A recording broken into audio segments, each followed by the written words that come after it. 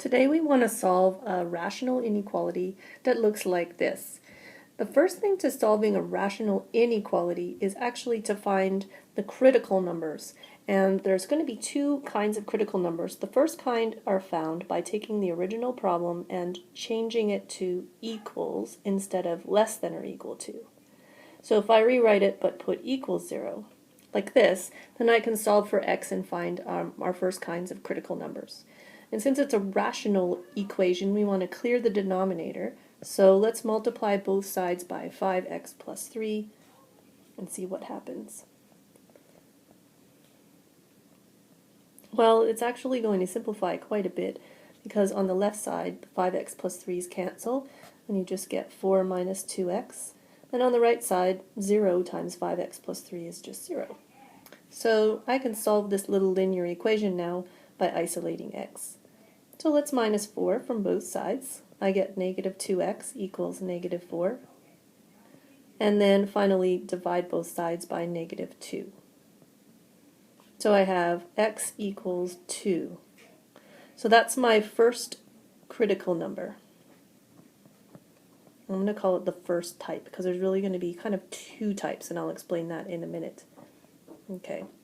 Now, the second kind of critical number is found in a different way. It is actually based on the fact that rational expressions like this guy right here, have a denominator. And when you have a denominator, you have to think about what happens to make it undefined. We know that this expression would be undefined if the denominator was equal to 0. And that could happen, and that's going to be a critical value because it's going to change the possible sign of this expression at that point. So to find the second kind of critical number, you look at the denominator and you set it equal to 0 to determine where that undefined value occurs. So it's always set the denominator equal to 0.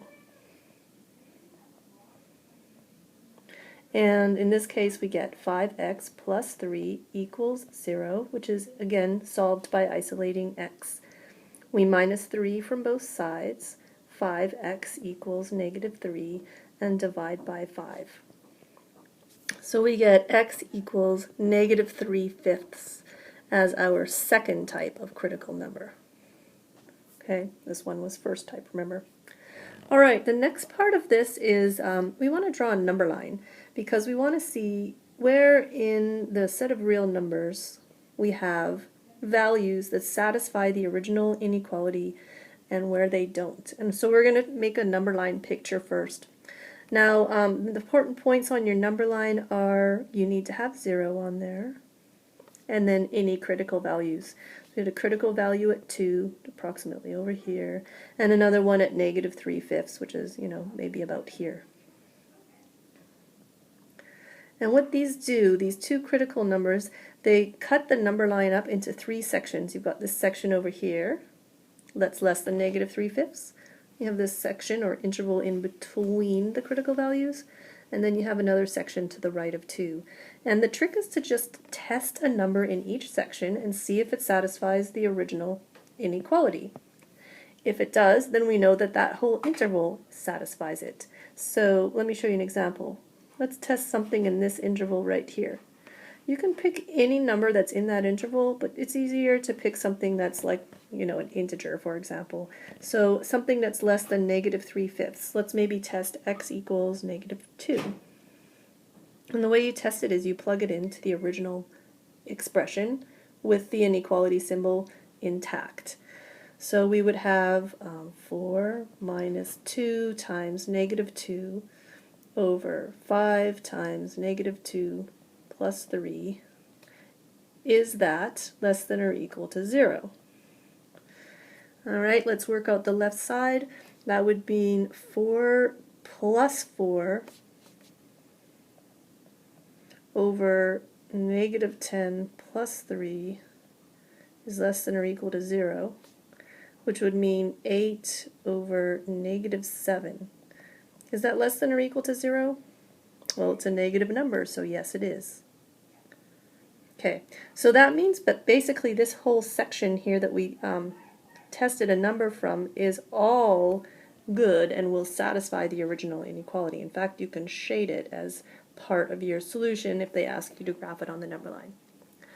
All right, you will do the same thing with the next segment. So forgive me, I'm going to need some more space here. So I'm going to erase this. And then I'm going to test a number in the next interval. So we want to test something that is in this section here. Well, 0 is in that section. That's a really easy number, so let's test 0. And if you do, you end up getting 4 minus 0, 2 times 0, over 5 times 0 plus 3 is less than or equal to 0. So you get 4 over 3. Is that less than or equal to 0? No. So this section is no, it's not true, so do not shade it.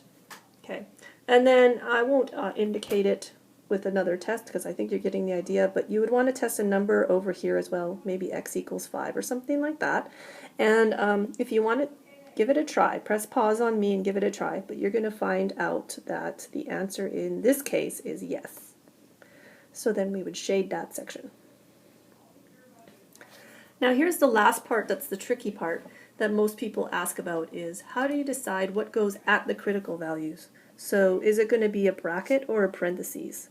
And it's a little different from some things you may have experienced in the past. Normally less than or equal to means bracket, which means include the boundary value or critical number in the solution. In this case, that is true for the first type of critical number. X equals 2 will get a bracket because less than or equal to means bracket. So we can, with confidence, put a bracket here, always face towards the shading. However, the second kind of critical number came from, remember, the denominator being equal to 0. And the reason it was because that makes this expression undefined. Undefined is not going to be something we want to include in our solution. And so to exclude just that number where it's undefined, you have to use parentheses. So you'll always use parentheses on this second kind, which means we're going to put a parentheses facing the shading at -3/5. So there's your number line solution. If you wanted to put it in interval notation, you could certainly do that. The interval notation would be over here, everything from -infinity comma to -3/5. And then because there's another interval over to the right, you need a U to connect us with that section, and then you'd put a bracket to match what's at the 2 comma infinity. So that would be the interval notation for the solution. Hope that makes sense. Have a great day.